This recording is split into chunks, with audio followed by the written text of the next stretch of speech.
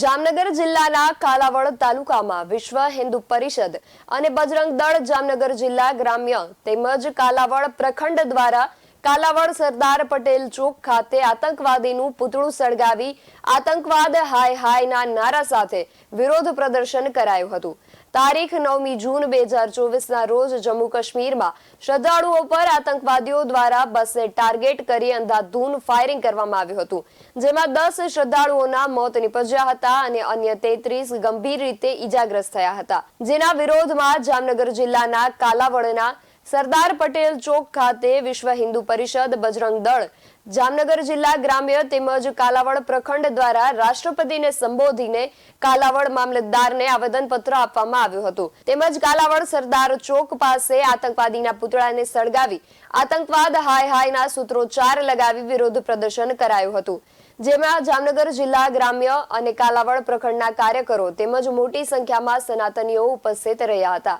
હિતાર્થ બારોટ સાથે વિમલ બારોટ, કાલાવડ।